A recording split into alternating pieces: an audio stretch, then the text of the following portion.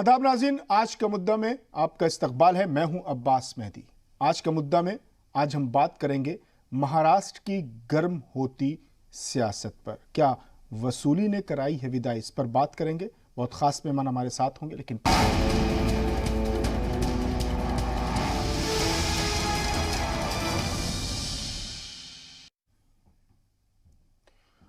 और महाराष्ट्र की सियासत आज फिर उस वक्त गर्मा गई जब परमबीर सिंह की पिटीशन पर बॉम्बे हाईकोर्ट ने वसूली कांड की जांच सीबीआई को सौंप दी।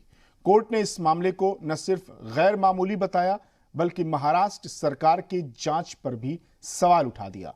कोर्ट के संजीदा तबसरे के बाद महाराष्ट्र के वजीर दाखिला अनिल देशमुख के पास इस्तीफा देने के अलावा कोई चारा, कोई रास्ता बचा भी नहीं था। कोर्ट के ऑर्डर के 3 घंटे के अंदर देशमुख ने अपना इस्तीफा वजीर दाखिला को वजीर आला को सौंप दिया। पहले से ही महाराष्ट्र सरकार को घेर रही बीजेपी ने अब नया मोर्चा खोल दिया है। बीजेपी का कहना है कि अब तक इस मामले में छोटी मछलियां ही सामने आई हैं, यानी बीजेपी की माने तो महाराष्ट्र में पिक्चर अभी बाकी है।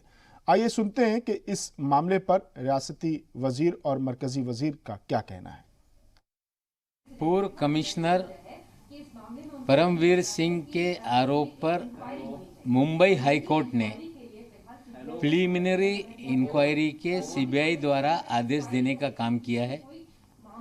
ये आदेश आने के बाद गृह मंत्री स्वयं अनिल देशमुख जी पार्टी के राष्ट्रीय अध्यक्ष पवार साहब से जाके मिले।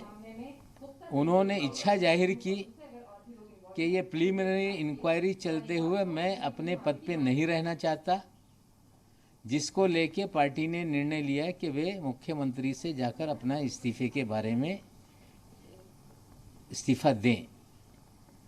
और पार्टी ने मुख्यमंत्री से विनती की है कि गृह मंत्री का इस्तीफा स्वीकारें। मुख्यमंत्री उद्धव ठाकरे खामोश हैं। शरद पवार जी कहते हैं मंत्री के बारे में फैसला मुख्यमंत्री करते हैं, और कांग्रेस और शिवसेना कहती है कि देशमुख जी के बारे में फैसला एनसीपी करेगी। आज तो कमाल ही हो गया। वो शरद पवार से अनुमति लेने गए और जाके मुख्यमंत्री जी को अपना इस्तीफा सौंपा। तो देश को क्या बताया जा रहा था? Why the country was being taken for a ride? हम भी जानते हैं कि शरद पवार के इशारे पर ही वो इस्तीफा देते या न देते, लेकिन हमारे उद्धव ठाकरे जी कब बोलेंगे? उनकी खामोशी कई सवाल खड़े कर रही है। The consistent conspicuous silence of Mr. Uddhav Thackeray is by itself raising a lot of questions. क्या हम ये मानकर चलें कि बात निकलेगी तो बहुत दूर तक जाएगी? और इस अहम मौजू पर बात करने के लिए हमारे साथ मौजूद हैं बीजेपी लीडर महेश वर्मा जी, सियासी तज्जियाकार संजीव कौशिक जी, एनसीपी लीडर शब्बीर अहमद विद्रोही साहब। हम तमाम मेहमानों का इस्तकबाल करते हैं, और अगर शब्बीर साहब जुड़ गए हों तो मैं उनसे, शब्बीर साहब आपको मेरी आवाज़ आ रही है? हाँ बिल्कुल आ रही है। अभी आपने रविशंकर प्रसाद की बात सुनी, उन्होंने उद्धव ठाकरे की खामोशी पर सवाल उठाया और आखिर में उन्होंने कहा कि बात निकलेगी तो बहुत दूर तलक जाएगी। मुझे भी एक शेर याद आ गया और यही शेर मेरा सवाल है कि बड़े बेआबरू होकर तेरे कूचे से हम निकले। तो आप जवाब चाहते हैं? जी, आप हमसे जवाब चाहते हैं? मेरा सवाल यही है कि जब इस्तीफा देना था तो पहले ही दे देते जब सवाल उठे थे। सवाल देखिए, ये बात आपकी अपने जगह पर कुछ बात रखती है, बात रखती है। और आपने कहा बड़े बेआबरू होकर तेरे कूचे से हम निकले। हमने आबरू बचाई है अदालत की, हमने आबरू बचाई है सियासत की। इल्जाम तो हर इंसान पर लगाते हैं, इल्जाम साबित होने के बाद ही सजा हो तो बेहतर होता है। लेकिन जब अदालत ने हमें मान लिया कि जांच के लायक ये बात है, तो निष्पक्ष जांच हो, इसलिए हमने इस्तीफा दे करके अपने आप को किनारे किया है। तो आपको क्या लगता है सर, आपको क्या लगता है ये जो पूरा खेल है इसमें कोई और शामिल है, या सरकार को कटघरे में खड़ा किया जा रहा खेल कुछ और है, या कोई और इसमें शामिल है? देखिए, हम थोड़ा सा भी एक लकीर हमसे खींच जाती है तो लोग उसको बड़ा या रबड़ से मिटाकर छोटा कर देते हैं। राजनीति में, राजनीतिक जीवन में राजनीति के गिरते हुए स्तर को देखकर, राजनीतिक नेताओं के बढ़ती हुई संपत्ति को देखकर अब जनमानस के बीच में एक बात घर कर चुकी है मेरे भाई, वो ये घर कर चुकी है कि नेताओं में पैसे का लालच है, नेता अपने आप को बढ़ाता है, लूट खसूट करता है, और ये बातों को लोगों ने अपने अंदर स्वीकार करके रख लिया है।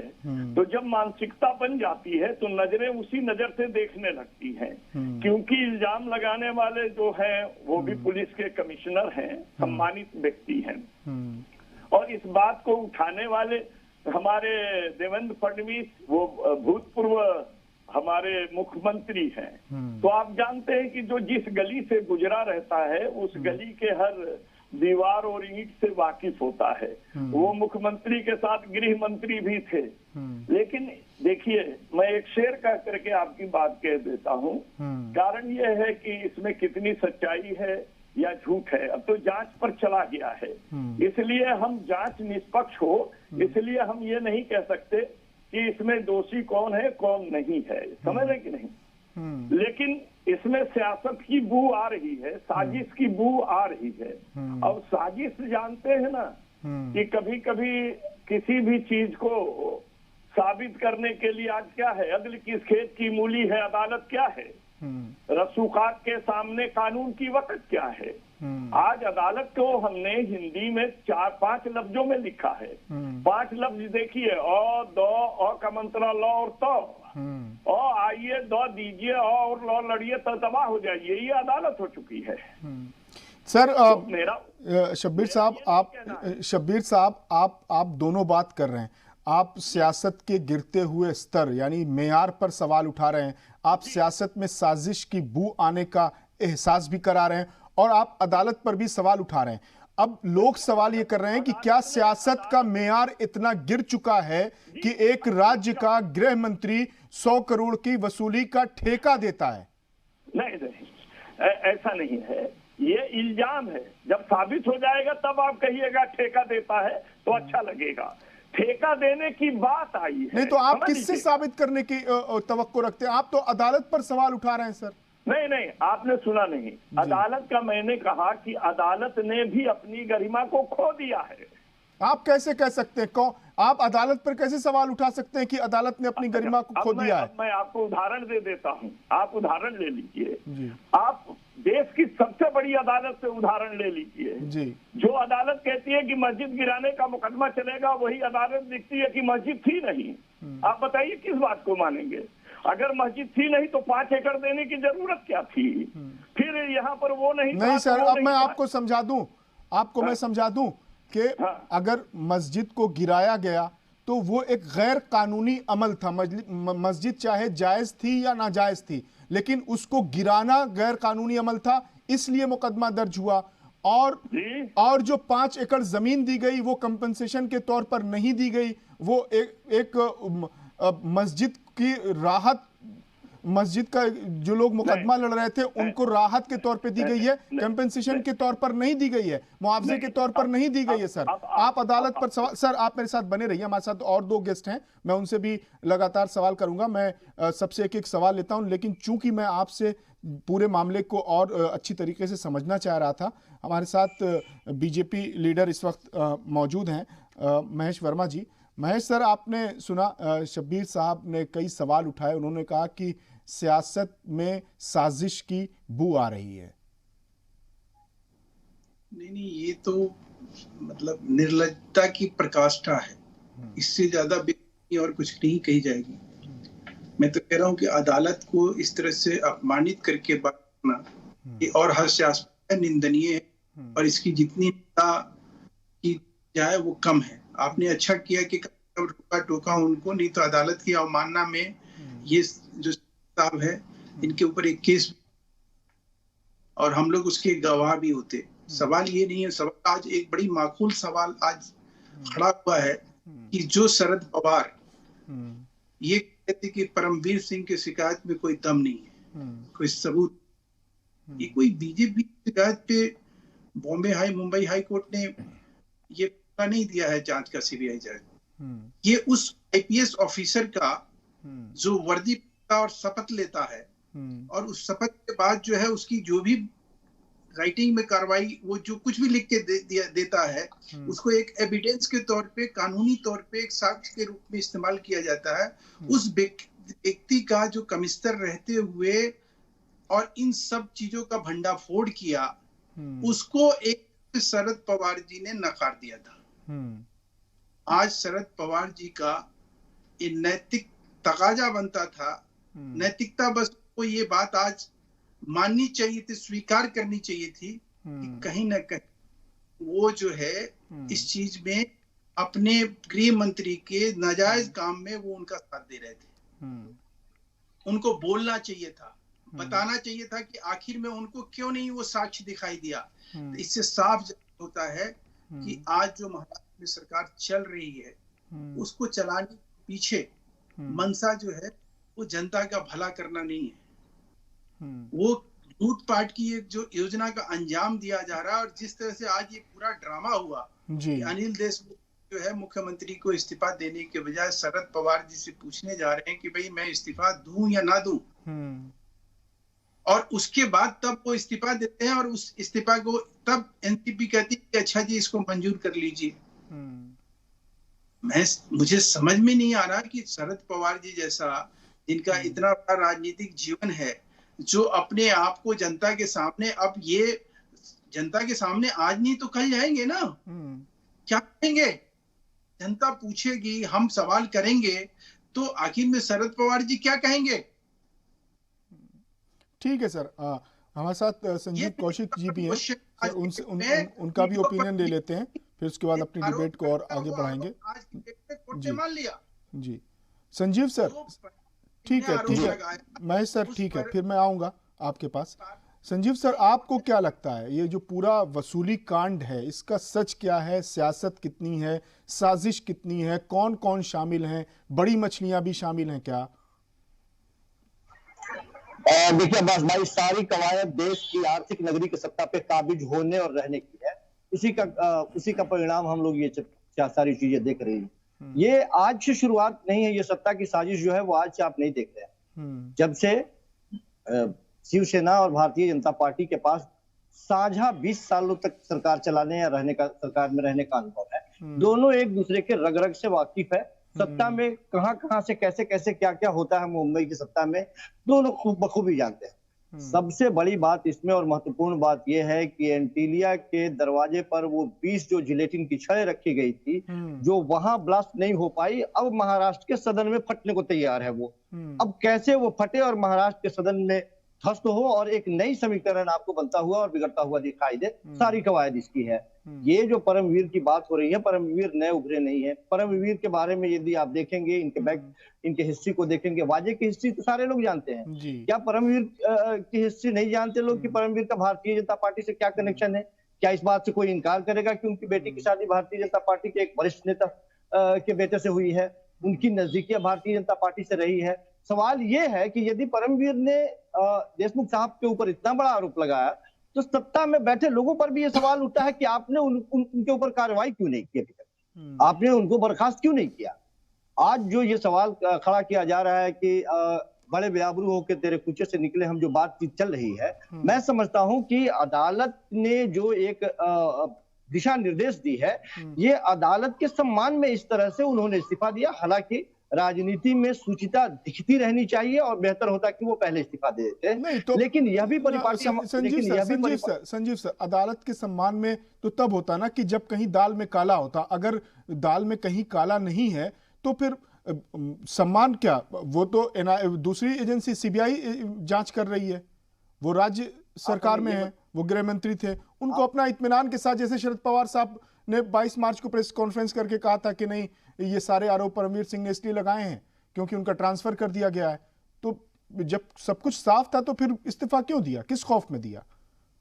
अब्बास भाई, आज से पहले जो भी इस्तीफे की बात हो रही थी या जो लोग मांग कर रहे थे, वो वहां की विपक्षी पार्टियां या भारतीय जनता पार्टी के द्वारा ये मांग की जा रही थी। लेकिन जब अदालत ने इस पे संज्ञान लेने लायक समझा और कहा कि नहीं, इस पे सुनवाई होनी चाहिए, जांच होनी चाहिए, एक तय समय रख दिया गया, तब लगा कि नहीं, निश्चित रूप से अदालत के सम्मान में इस्तीफा देना चाहिए। भारतीय जनता अदालत पार्टी ने इस्तीफा देने के लिए थोड़ी कहा है सर, अदालत ने इस्तीफा देने के लिए थोड़ी कहा है। अदालत ने तो ये कहा कि भाई पुलिस को जांच नहीं सौंपी जा सकती क्योंकि वो गृह मंत्री हैं, तो उनको अपने पद पर बरकरार रहना चाहिए था जब सब कुछ नियत साफ थी। तो ये जो जिसके बारे में हम लोग बातचीत कर रहे हैं, इसी को अंडरलाइन करने की जरूरत है कि अदालत ने जब इस तरह से एक संज्ञान लेते हुए कहा कि नहीं, इस पे जांच करने की जरूरत है, तो लगा कि नहीं, उन्हें नैतिकता के रूप में एक नैतिक तौर पे गृह मंत्री रहते हुए वहां के वो जो जांच हो कराने की बात है, वो एक प्रेशर बना रहेगा। आप हमें ये बताइए कि कल यदि उनसे पूछताछ होती तो एक गृह मंत्री होने के नाते वो उपस्थित होते, जाते, फिर सरकार की क्या फजीहत होती?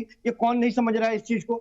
मूल बात यही है कि सरकार ने भी एक तरह से ये इस्तीफा देके या लेके एक तरह से अदालत के सम्मान में, या एक सरकार ने अपने सम्मान को भी बचाया है और अदालत के सम्मान को भी बनाया है। लेकिन मूल सवाल ये है, इसको ऐसे नहीं देखा संजीव सर, इसको ऐसे नहीं देखा जा सकता कि सरकार का सम्मान और एहतराम बरकरार रहता कि वो जब उनकी पेशी होती सीबीआई के सामने तो वो जाते और पाक साफ अपना वो निकल आते, जब सब कुछ नियत साफ थी, तस्वीर साफ थी, पाक थी, तो ये भी तो सम्मान बढ़ता ना, पद पे रहते हुए वो एकदम पाक साफ निकलते। नहीं, हम आपके इस दृष्टिकोण का भी स्वागत करते हैं कि ऐसा भी हो सकता था, लेकिन चूंकि ये जेहन में ये बात होती कि नहीं, वो गृह मंत्री रहते, उनके बारे में यदि जांच की जा रही है, तो उन्होंने एक ये मैसेज दिया कि नहीं, जब तक ये जांच होने या उसके बाद में कुछ नतीजा नहीं निकल जाता है, तब तक हम इस पद पे नहीं रहेंगे। और जाहिर सी बात है कि ऐसा नहीं है कि वो पद खाली रहेगा, कोई ना कोई आएगा और जिस कोटे से आया है उसी कोटे से आएगा। दूसरी महत्वपूर्ण बात यह है कि ये जो जिस परिपाटी की बात हो रही है कि शुरुआती दौर में ये बारीक रेखा जो है, जिसको बार बार ये बताया जा रहा है कि क्या शुरुआती दौर में जब आरोप लगे उस समय नैतिकता नहीं थी, आज नैतिकता जाग गई, ये जो बात कही जा रही है, निश्चित तौर पे विपक्षी पार्टियों के इस तरह से आरोप लगाने और उसके बाद इस्तीफा दे देने की कोई परिपाटी हो, भारतीय जनता पार्टी पर भी आरोप लगाया गया है, कोई परिपाटी हो तो बताया जाए। ऐसा होता है, ये आरोप लगाना कोई बड़ी चीज नहीं है, लेकिन जब कोर्ट ने बीच में एक अपना इंटरफेयर किया, जाहिर सी बात है कि उसके बाद में इनको इस्तीफा देना चाहिए था। मेरा मानना है बेहतर तो होता, मैंने शुरुआती दौर में कहा बेहतर होता कि वो इससे पहले दे। ठीक है सर। शब्बीर साहब, आप हमारे साथ बने हुए, आपको मेरी आवाज आ रही है? हाँ, बोलिए। हाँ शब्बीर साहब, एक सवाल और भी लोग कर रहे हैं कि क्या गठबंधन के अंदर भी कुछ इसको लेकर खींचतान चल रही? गठबंधन तो सुरक्षित है ना? हाँ, गठबंधन सुरक्षित है। तो लोग शरद पवार साहब की खामोशी पर भी सवाल उठा रहे हैं कि वो तो बहुत बेबाकी से बोल रहे थे, कह रहे थे कि ये तो परमवीर सिंह ने आरोप लगाए हैं, उनका ट्रांसफर कर दिया गया है इसलिए। आप उनके हेल्थ के बारे में भी आप जानते हैं कि अभी अस्पताल से छुट्टी पाकर घर में आराम कर रहे हैं जी। और अभी आपके सामने चर्चा में हमारे संजीव भाई ने जो बात कही, मैं उसका समर्थन करता हूँ जी। और हमारे भाजपा के मित्र ने एक बात कही जी कि निर्लज्जता का ये प्रकाष्ठा है जी। हम कभी भी किसी पर एक उंगली उठाते हैं तो 3 उंगलियां हमें देखती हैं। पहले उनसे पूछिए कि उनके जब शासनकाल में सेंट्रल से लेकर के स्टेट की गवर्नमेंटों में कितने आरोप लगे, किसी को इन्होंने निकाला क्या? वसूली के आरोप लगे क्या किसी पर? 100 करोड़ की वसूली के? देखिए, आरोप किसी भी प्रकार का हो, 100 करोड़ हो, बलात्कार हो, अनैतिकता हो, नैतिकता का जो भी प्रश्न हो, आरोप होता है। और आरोप और दोष में अंतर है। आरोप जब सिद्ध हो जाता है तो अपराध होता है, समझ लीजिए। नहीं, ये आरोप बहुत बड़ा है सर कि एक स्टेट का होम मिनिस्टर 100 करोड़ का ठेका देता है, ये आरोप है। और किसी आम आदमी ने, साधारण आदमी ने आरोप नहीं लगाया है सर। ये आरोप देखिए, आरोप बड़े आदमी ने लगाया, और जिस दिन ये बात हुई ही, अगर उसके तीसरे दिन ही या दूसरे दिन या उसी दिन अगर आरोप लगा देता तो वो आरोप अपने जगह पर बहुत बड़ी बात होती। लेकिन जब हमारे और आपके बीच में द्वेष जन्म ले लिया एक ट्रांसफर के वजह से, और उसके बाद आप लगाते हैं तो सच्चाई में भी षड्यंत्र की बू आने लगती है। जी, मतलब आपको लगता है कि कुछ सच्चाई है और कुछ षड्यंत्र है? जी जी जी, सबसे बड़ी बात सच्चाई है कुछ। देखिए, षड्यंत्र जो है वो तो आप जब से सरकार बनी तभी से चल रही है। और अभी हमारे भाई संजीव ने जितनी बातें आपके सामने रखी वो आकाश सत्य है, रिश्ते बताए, सारी चीज बताए। अब हम आपको सिर्फ इतनी बात कह देना चाहेंगे कि देखिए, आपने जैसे उन्होंने भी कितना बड़ी बात कही कि भाई हमने अदालत का सम्मान किया, और अभी आप जो कह रहे हैं, देखें हमारे यहाँ आरोप लगाने पर आदमी अगर तुरंत इस्तीफा दे दे तो ये एक परंपरा बन जाएगी।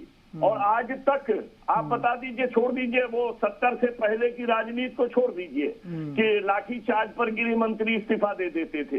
70 की बाद की राजनीति में आ जाइए कि आरोप होने की बात, आरोप के बाद की बात, ये सारी चीजें देखिए, किसी भी चीज का समय है। अभी आपके चैनल पर साहब बोल रहे थे कि शरद पवार साहब ने ये किया। शरद पवार साहब को जितना ब्रीफिंग हमारे गृह मंत्री ने किया और उन्होंने जो सूत्रों से लिया, उसके आधार पर आदरणीय साहब ने इस बात को कहा। वो कह रहे हैं कि वो जाके पूछ रहे हैं कि इस्तीफा दें कि न दें। एक चीज आप बता दीजिए, जब कहीं भी टीम होती है तो टीम के कैप्टन को अपना इरादा बताना उचित होता है कि नहीं होता है? अपनी दलील भी बतानी होती है ना। अगर आदमी पाक साफ है तो उसको अपनी दलील भी तो बतानी होती है कि साहब तो दलील क्या बताए कि नहीं बताए वो तो वहाँ हम मौजूद नहीं है। लेकिन जाकर मिलकर आकर इस्तीफा दिए या इस्तीफा लेकर गए आकर दिए, लेकिन इस्तीफा तो दे दिए ना, अब वो बात खत्म हो गई। तो इसीलिए तो शब्बीर साहब इसीलिए तो सवाल की आंच बड़े बड़े लीडरान तक पहुंच रही है, उनसे बड़े शरद पवार तक साहब के तक पहुंच रही है ये आंच। हमारे साथ बने रहिए। महेश वर्मा जी भी बहुत देर से खामोश हैं, उनसे भी मैं सवाल ले लूं। शब्बीर साहब आप बने रहिए। महेश सर, संजीव सर भी आरोप लगा रहे थे, बीजेपी में बहुत से ऐसे ओहदों पर लोग हैं, वजारत के ओहदों पर हैं जिन पर आरोप हैं, और संजीव सर कह रहे थे कि भाजपा और शिवसेना का 20 वर्षों का साथ है, इसलिए भाजपा को सारे तालों की चाबियां पता है। इसमें बात सेना और भाजपा के हम लेकर चर्चा नहीं कर रहे। हम चर्चा कर रहे हैं इस बात की कि रणबीर सिंह जी ने जो अपने 80 पेज के जो शिकायत थी, उस जिन मतलब जिन सीरियस, जिन गंभीर मुद्दों को उठाया, या करप्शन का है, या मर्डर का है, हत्या का है, नारकोटिक्स का है, या स्मगलिंग का है, या अवैध हथियारों के को लेकर है, या अभी तक इसको लेकर और भी हत्याएं हुई। उससे पहले उन्होंने उसमें रश्मि शुक्ला जी का जो विजिलेंस की थी, उनका भी उसमें रश्मि शुक्ला जी को तो ये लोग स्पेशल ले आए। अब इनका ये कहना कि वो बीजेपी के कौन से नेता रिश्तेदार है, उस रिश्तेदार होने के नाते कोर्ट ने फैसला जांच का ऐसा, ये पता नहीं इनको, ये संजीव जी जो है ये है तो ये मूल रूप से कांग्रेसी, लेकिन आप लोग इनको राजनीतिक विश्लेषक के तौर के ऊपर रखते हैं तो मुझे उसमें कोई एतराज नहीं है। लेकिन सवाल यह है कि बेसिर पैर की बात करने से जो मुद्दा खत्म नहीं हो जाएगा। मुद्दा आज का डेट में है कि रणबीर सिंह ने जो बातें अपनी कही, उसमें ये 100 करोड़ की बातें नहीं थी साहब। इस 100 करोड़ के आड़ में और क्या क्या गलत काम होता था, उस चीज को भी उन्होंने उठाया। कितनी हत्याएं हुई, कितने अवैध हथियार जो है बॉम्बे में उतारे जाते थे, किस तरह से लड़कियों का खरीद फरोख्त होता था, किस तरह से वो बार चलाए जाते थे, किस तरह से जुआ घर चलाया जाता था, किस तरह से एक्सटॉर्शन मनी लिया जाता था। ये सारा है उसमें अच्छी तरह से किया है। उसके बेसिस पे मुंबई हाई कोर्ट ने जो है इसकी जांच की जरूरत समझी है, ना कि ये जो ये क्या नाम है संदीप जी जो भी है, ये जो कहते हैं कि एक रिश्तेदारी है उसकी वजह से ऐसा किया गया है या ऐसा, और उसके लिए वो शब्बीर जी हैं। अब देश में अगर इस तरह की घटनाएं घटती है, जहाँ देश की शिक्षा से जुड़ी हुई बात है, जहाँ देश की जो है एक राजनीतिक सूचिता से, या कह लीजिए कि जनता जिस भरोसे पे किसी आदमी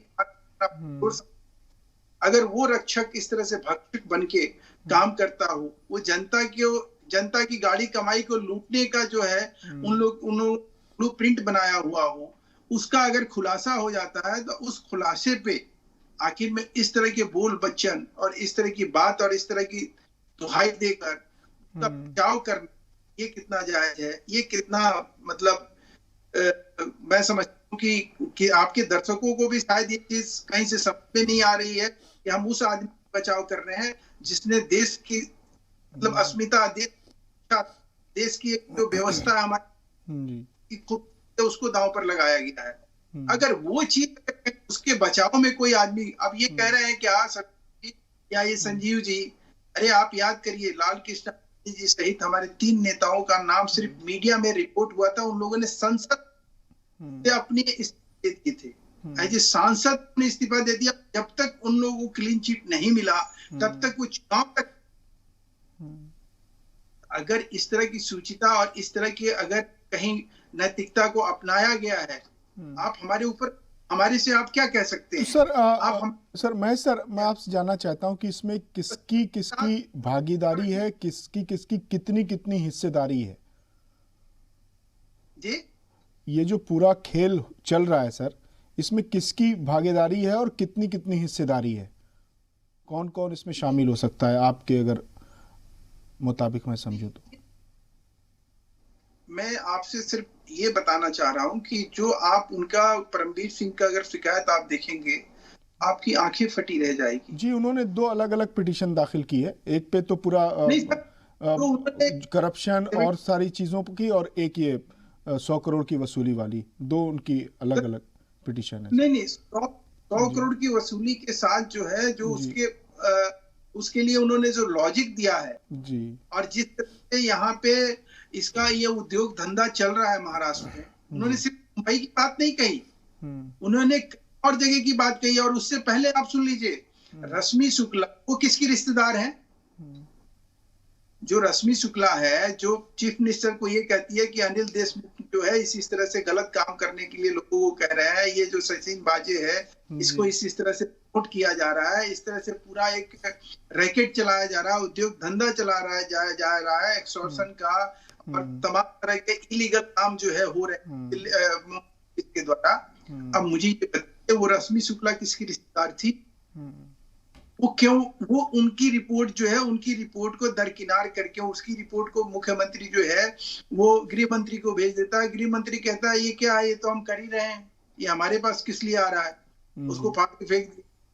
अब सवाल यह है कि ऐसे में जब वहां जिस आदमी जो गृह मंत्री जो कहते हैं ना कि कोतवाल तो डर खाएगा, तो जो उगाही करने वाले लोग जो दुर्दांत अपराधी हैं, जो कभी इन लोग की सरपरस्ती में जिन्होंने मुंबई को, जिसमें एक टाइम में डॉन की बड़ी खौफ होती थी, आज वही फिर दौर ये लोग लेकर आने वाले थे।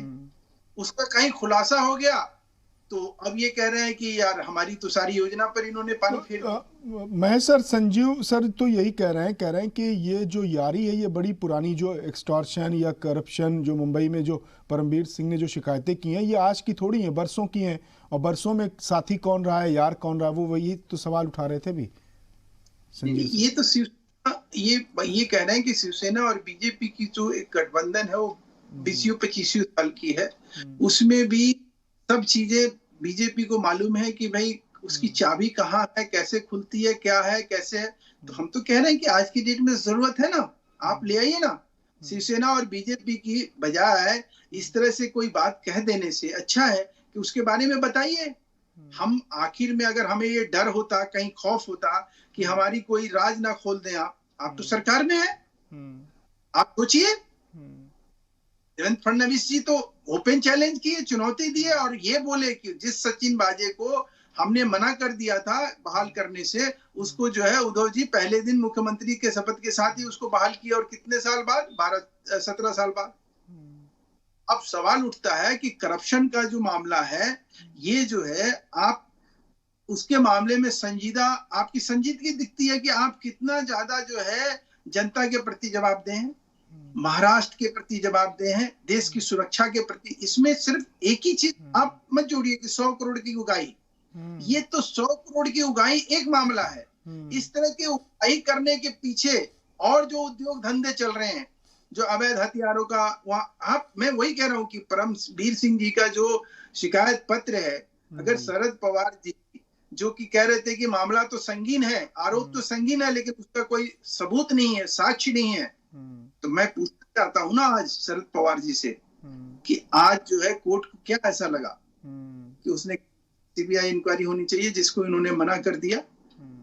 सीबीआई इंक्वायरी तब अनिल देशमुख जी को इस्तीफा देने में, तब उनको जांच जो है, आज वो जो जांच के आंच की बात कह के कि वो देशमुख जी गृह मंत्री रहते हुए उनके ये सीबीआई तो स्टेट एजेंसी है नहीं, तो आपने सवाल उठाया कि भैया इस्तीफा देने की जरूरत क्या थी जी?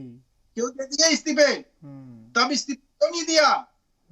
अब सवाल ये है कि सीबीआई जब इस चीज को खोलेगी तो ये बात कब तक जाएगी, ये किस तरह के लोग शामिल हैं और किस तरह का अंडरवर्ल्ड का किस तरह का कनेक्शन है, ये सब जब उजागर होगा तो ये कहीं मुंह दिखाने के लायक नहीं रहेंगे।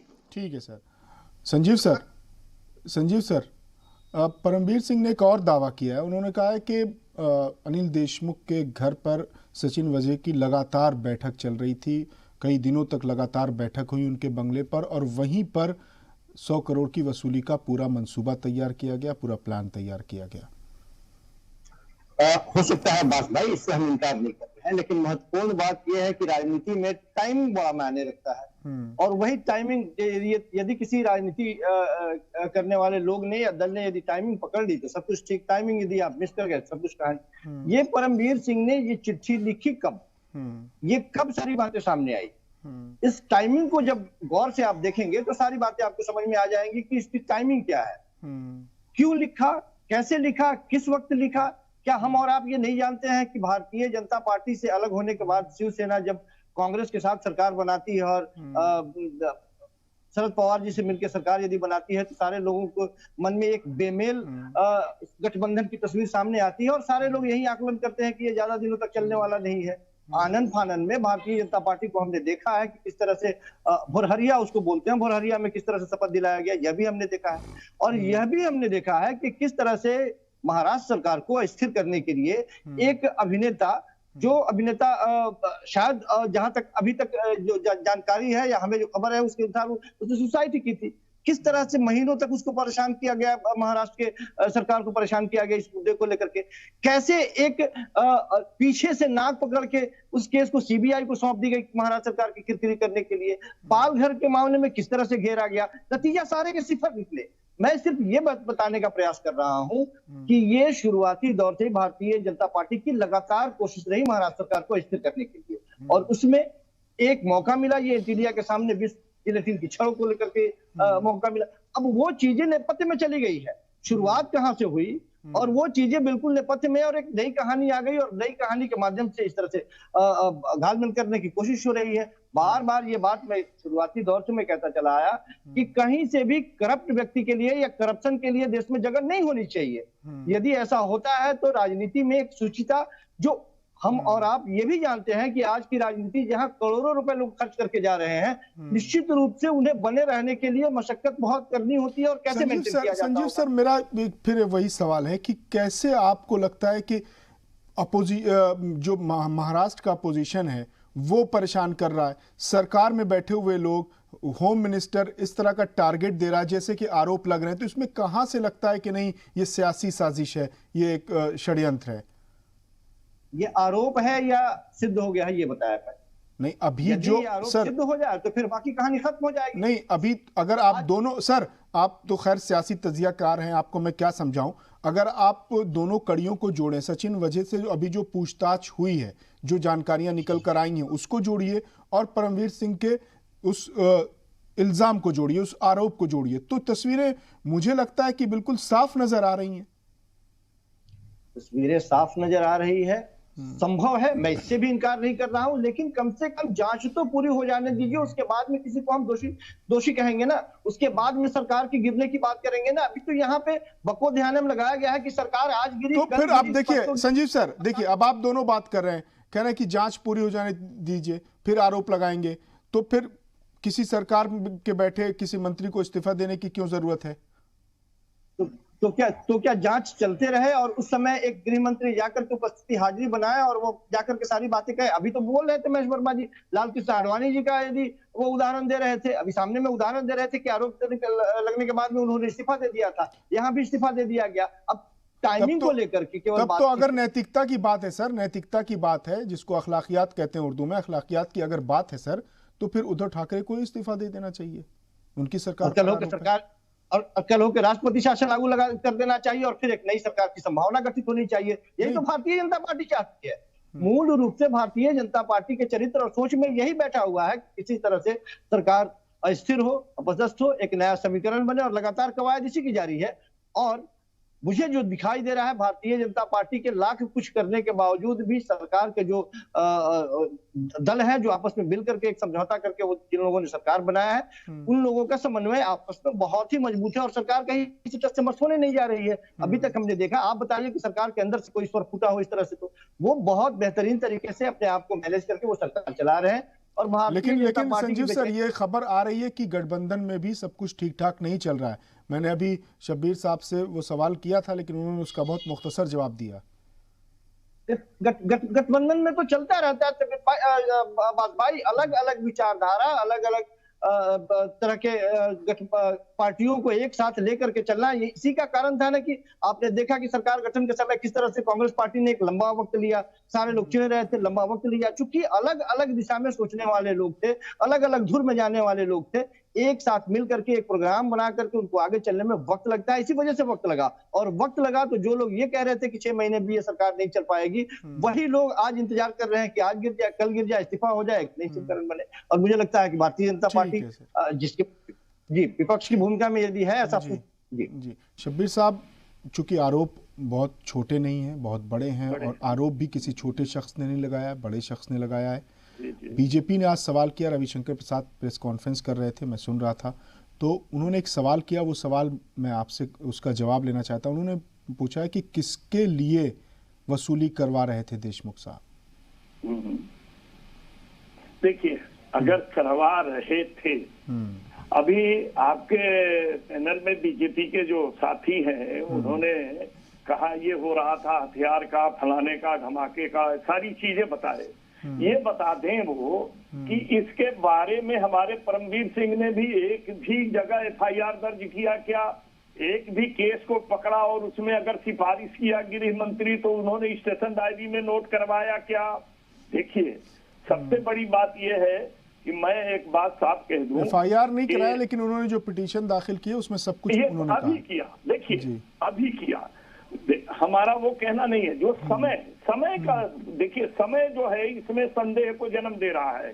समय अगर समय सही रहता तो संदेह जन्म नहीं लेता सर। संदेह जो जन्म ले रहा है वो समय के कारण ले रहा है, समझ लीजिए।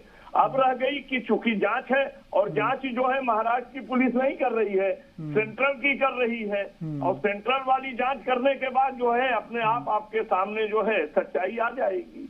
और जब सच्चाई आ जाएगी तब आप कहिएगा किसके लिए। अब वसूलने वाला और वसूलने के लिए कहने वाला जानेगा ना कि किसके लिए करा रहे थे, हम क्या बता सकेंगे।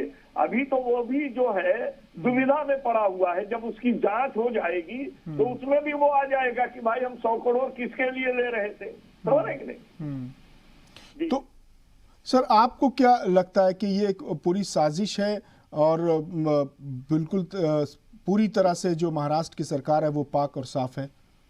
देखिए, मैं पाकिदगी पर बात नहीं करूंगा और न मैं किसी चीज पर, क्योंकि जांच है, जांच को होने दीजिए।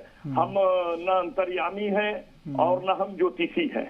हम अभी तक ये मानकर चल रहे हैं कि ये आरोप है, क्योंकि हमारी बात न वजह से हुई है, न किसी से हुई है, न परमवीर से हुई है और न अनिल देशमुख से हुई है।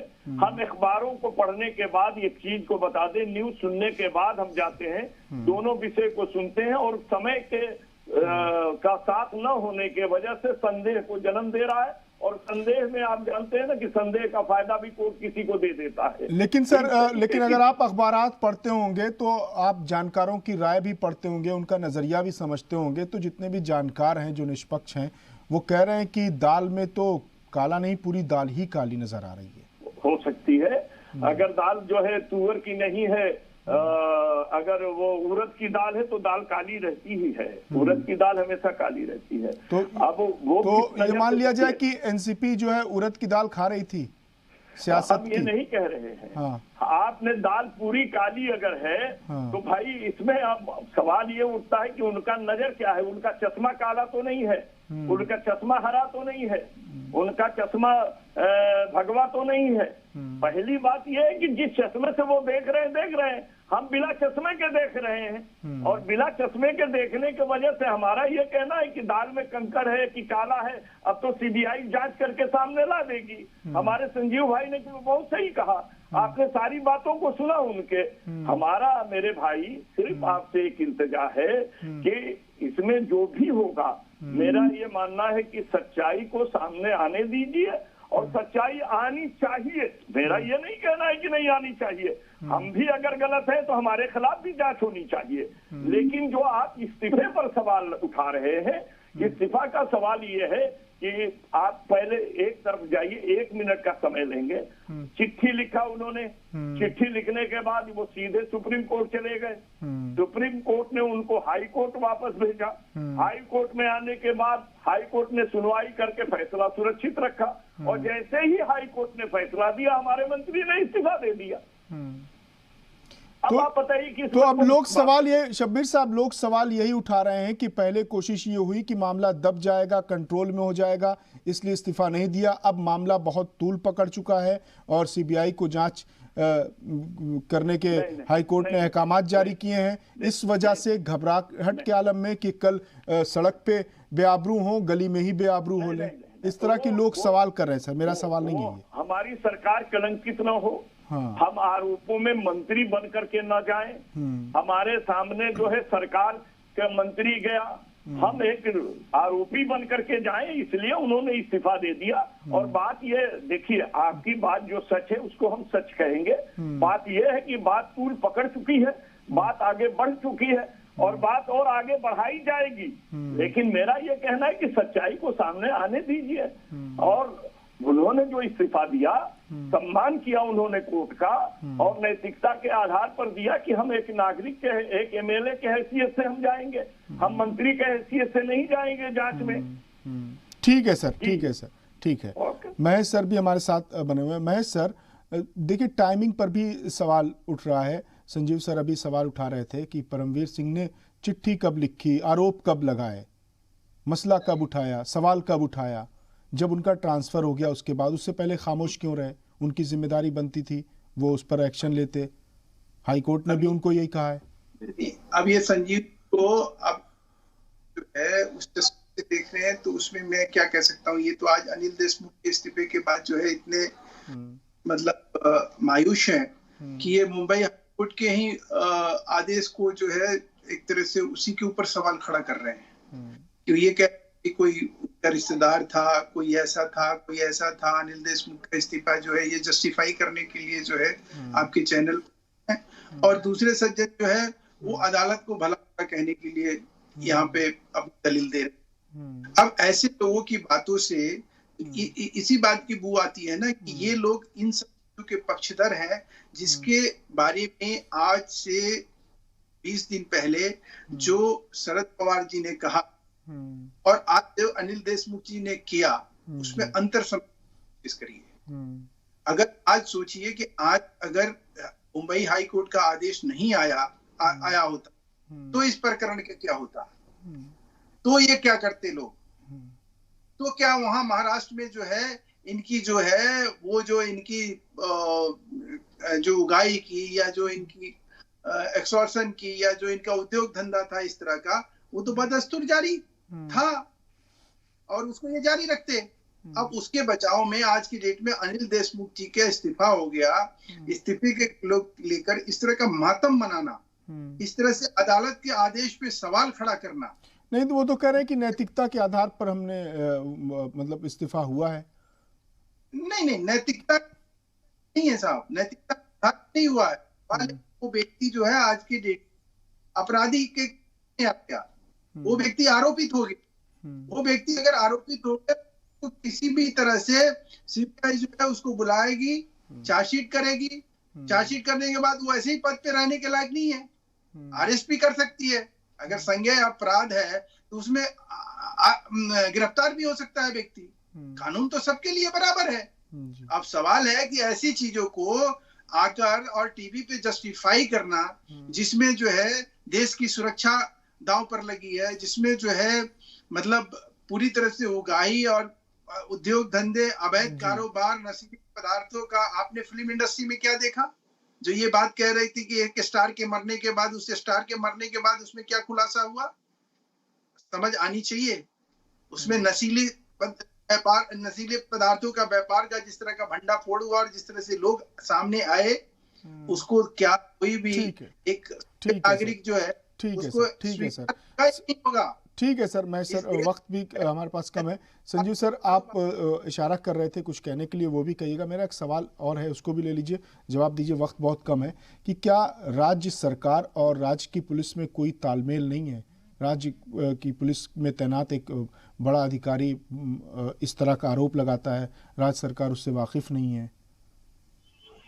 देखिए बास भाई, आपके सवाल का भी जवाब देंगे। देश के लोग इतने मूर्ख नहीं है कि वो राजनीतिक ताने बाने को नहीं समझ रहे हैं। जिस तरह से अभी सुशांत के मौत की बात की बात जो हुई थी, वो एक्टर की मौत की बात हुई थी, हमने खूब देखा कि किस तरह से बिहार के गुप्तेश्वर पांडे का इस्तेमाल उसमें किया गया और उनके माध्यम से किस तरह से घुमा के सीबीआई को दिया गया, और आज वो किस पार्टी में, किस नेतृत्व के नीचे वो खड़े हैं, किस झंडे के नीचे खड़े हैं, सब लोग जानते हैं। ठीक वैसे ही हम सिर्फ ये कहने का प्रयास कर रहे हैं, यदि हमने कहा परमवीर के रिश्तों के बारे में मैंने कहा, तो मैंने ये दिखाने का प्रयास किया कि उनकी नजदीकियां कहां से उनको ये प्रश्रय मिल सकता है, कहां से उनको ये एक रोशनी मिल सकती है, एक उनको पुशअप मिल सकता है कि आप इस तरह से कदम आगे बढ़ाएं। ठीक है, हम अदालत, इसलिए मैंने कहा कि अदालत में हो गए, और आज अदालत ने यदि इस तरह की कोई बात की है तो उसका सम्मान करना धर्म बनता है सत्तारूढ़ पार्टी का, और उसने इस्तीफा दे दिया है।